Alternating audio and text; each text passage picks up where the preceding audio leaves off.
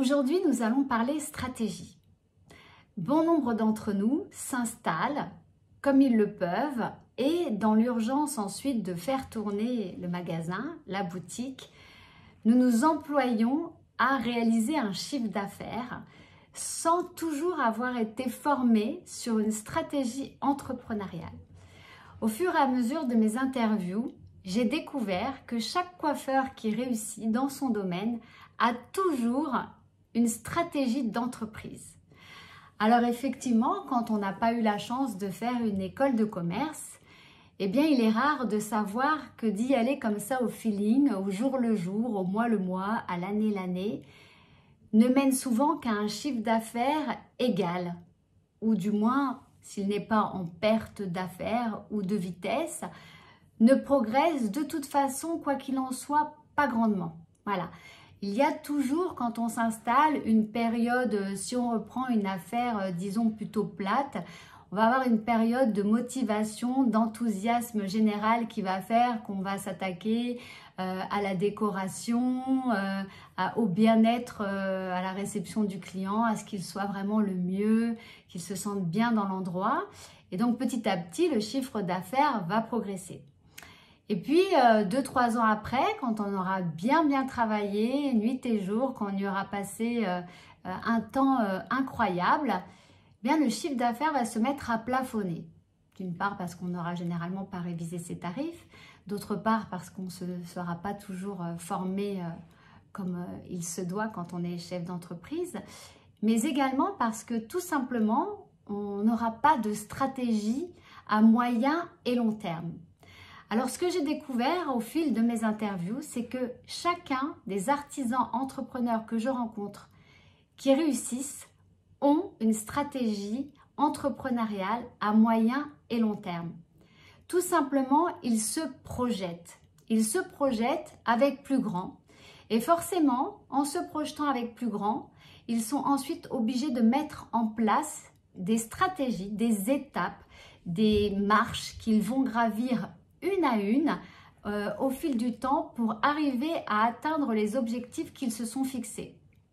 Et plus les objectifs sont précis dans un calendrier annuel par exemple, plus ils sont atteignables. Alors on va parler d'objectifs SMART, c'est-à-dire qu'il faut qu'ils soient réalisables dans un temps donné.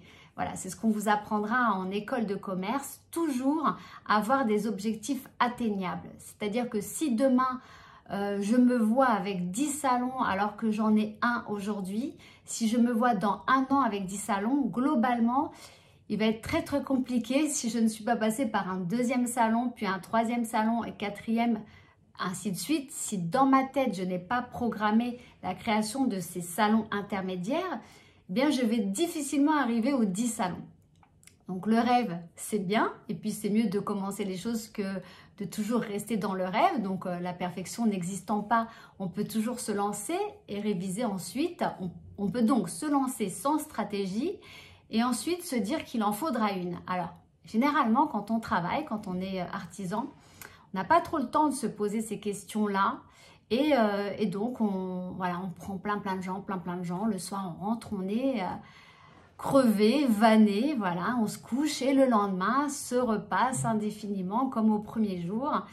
Et au bout d'un moment, tout stagne et plus rien ne se passe. Alors, à ce moment-là, il faut se dégager une zone de repos. Pourquoi pas fermer une journée ou 2 journées qui vont être consacrées à la visualisation de comment on voit son entreprise dans un an. Et puis, une fois qu'on la voit dans un an, eh bien, séquencer mois par mois à qu'est-ce qu'on va mettre en œuvre pour arriver à ce qu'on aura imaginé dans un an. Toujours garder à l'esprit qu'il faut que ce soit réalisable. Est-ce que ça va être de mettre en place des réunions avec ses collaborateurs pour atteindre un peu mieux les objectifs? Est-ce que ça va être de réduire les coûts sur tel ou tel produit? Est-ce que ça va être d'aller en formation pour déployer un nouveau service et ainsi faire un meilleur chiffre d'affaires? Est-ce que ça va être de prendre plus de temps pour étudier les réseaux sociaux et se tenir à la page? Est-ce que ça va être de revoir sa propre communication, de se repositionner? Tout ça demande du temps. Et généralement, quand on court après le temps, c'est du temps qu'on ne prend pas. Or, c'est un temps essentiel pour voir grandir son entreprise. C'était mon conseil. Adopter une stratégie d'entreprise. J'essaierai de vous donner encore plus de matière au fur et à mesure, mais adopter une stratégie d'entreprise est la clé pour faire grandir son entreprise. Merci d'avoir regardé cette vidéo dans sa intégralité. N'hésitez pas à me poser des questions en commentaire, à partager cette vidéo si elle peut intéresser des amis à vous. Et voilà, je vous dis à très bientôt dans une prochaine vidéo. Au revoir.